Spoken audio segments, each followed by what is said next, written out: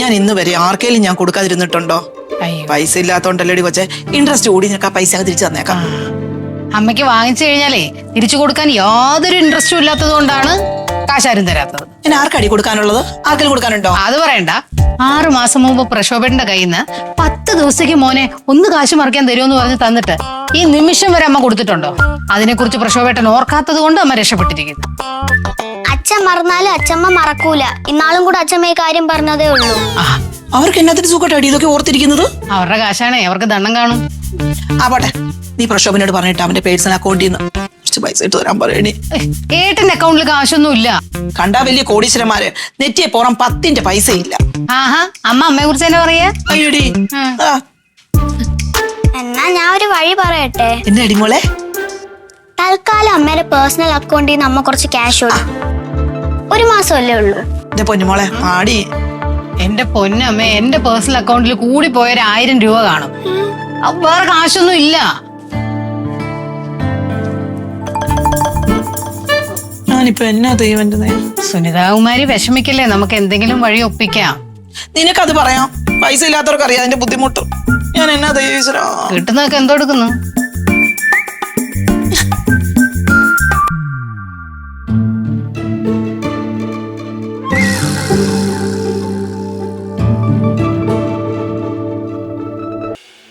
എന്റെ പൊന്ന് സുരഭിക്ക് ഒട്ടും വയ്യ. ചെന്ന് കിടക്ക്, ഇവിടത്തെ കാര്യങ്ങൾ ഞാൻ നോക്കിക്കോളാം. കുഴപ്പമില്ല, നാളെ കടുവർക്ക്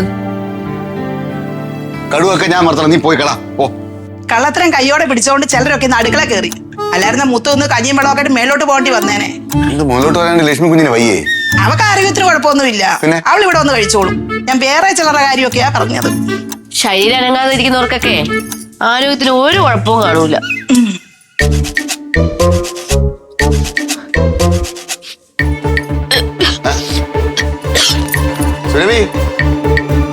അവൾ എന്തിനാ മുത്ത് ഓക്കാനിച്ചത്? എനിക്കെങ്ങനെ അറിയാം? ഓ, മുത്ത് കല്യാണം കഴിച്ചില്ലല്ലോ. അത് ഇതുമായിട്ട് എന്തോ ബന്ധം? എടാ, ഇത് കല്യാണം കഴിച്ചവർക്കൊക്കെ അറിയത്തുള്ളൂ. അത് കൊള്ളാം. എങ്ങനെയുണ്ട് സുരഭി? എങ്ങനെയുണ്ട്? കുഴപ്പമില്ല. നീ എന്തിനാ ഓക്കാനിച്ചത്? എനിക്ക് നിങ്ങളെ കണ്ടപ്പോ ഓർക്കാനിക്കാൻ തോന്നി. ഒന്നിട്ടുണ്ടല്ലോ.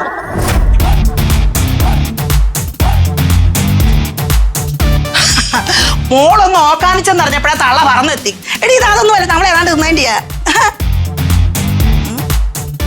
അതൊക്കെ കഴിച്ചേന്റെ മക്കൾക്ക് വിശേഷമുള്ള കാര്യം ഇവിടെ അടുക്കെ പറഞ്ഞില്ലേ? ഇല്ല അമ്മ, പറഞ്ഞില്ല. ഇവിടുത്തെ അമ്മയ്ക്കും അമ്മയ്ക്കല്ലേ അറിയാവൂ. പിന്നെ അമ്മ, പ്രതീക്ഷ ബ്ലഡ് ടെസ്റ്റ് ചെയ്തില്ലേ, അതിന്റെ റിസൾട്ട് മേടിക്കാൻ വേണ്ടി പോയി. മക്കൾക്ക് കുഴപ്പമൊന്നും ഇല്ലല്ലോ? ഇല്ല. അത് എന്താ നിന്റെ മുഖം വളിച്ചിരിക്കണത്? അതൊന്നുമല്ല. ഇല്ല, നിങ്ങൾ ഇത് വെറുതെ പറയൂ. കള്ളത്തരം പറയുക. കള്ളത്തരൊന്നും അല്ല. ആര് പറഞ്ഞു? അതെന്തോന്ന് മേനോത്തിന്റെ മോക്ക് മാത്രം പ്രസവിച്ചാ മതി? മതിയടി, ഇവിടെ ഒരു കൊച്ചു മതിയടി. പ്രതീക്ഷയുടെ രാവിലെ കെട്ടിപ്പിടിച്ചൊന്നും കണ്ടില്ലെന്ന് തോന്നുന്നു. അങ്ങനെ കെട്ടിപ്പിച്ചിട്ട് ഗർഭം ഉണ്ടാവോ? അവളിന്ന് രാവിലെയാണ് അറിഞ്ഞത്. ഞാൻ വന്നിട്ട് പറയാൻ വേണ്ടി ഇരുന്നേണ്. നിനക്ക് എന്തിനാണ് കുഴപ്പം? എന്തായാലും നിന്നെ ഇവിടുത്തെ സപ്രപഞ്ചത്തെ കെട്ടി നാട്ടാൻ ഞാൻ ഉദ്ദേശിക്കുന്നില്ല. നീയാണ് ഇവിടുത്തെ സപ്രപഞ്ചം ആട്ടുന്ന ആള്. ആണാ? ഇവിടെ സുഹാസിനി അമ്മ എന്ന് പറഞ്ഞ ഒരാളുണ്ട്. അവര് തീരുമാനിക്കും. അല്ലാതെ എങ്ങാട്ടൊന്നും വലിഞ്ഞു കയറി വന്ന സുനിതാമേനോനല്ല. ഓടി വാ, ഇവിടെ ദിവ്യഗർഭം ഉണ്ടായി. ഓടി വാ മോളെ, വാ, ഓടി വായോ മോളെ. എടി, ഇങ്ങോട്ട് ഓടി വന്നേ. ഇവിടെ ദിവ്യഗർഭം. സുനിത മേന്നെ. ഒരു മിനിറ്റ് ഒന്ന് വരൂ.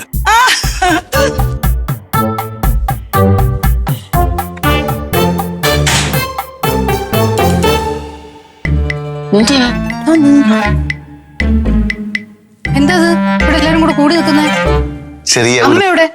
ചെറിയൊരു പ്രസവ വേദന. കഴിക്കണ്ട, ലേബർ റൂമിലോട്ട് കയറ്റിട്ടുണ്ട്. ആർക്ക്? അമ്മയ്ക്ക് തന്നെ. ഇപ്പൊ വരും, നോക്കാം.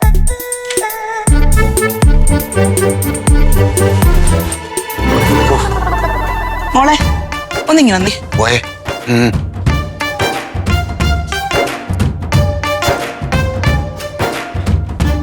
സിസേറിയൻ ആയിരുന്നു. നല്ല ക്ഷീണമുണ്ട്, പക്ഷെ പെട്ടെന്ന് കഴിഞ്ഞ കേട്ടോ.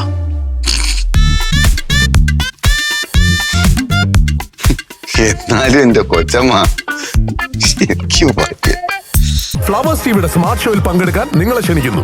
ഉടൻ തന്നെ ഈ നമ്പറിലേക്ക് വിളിക്കുക. 7593829838. ഫ്ലവേഴ്സ് സ്മാർട്ട് ഷോ ഉടൻ വരുന്നു ഫ്ലവേഴ്സ്.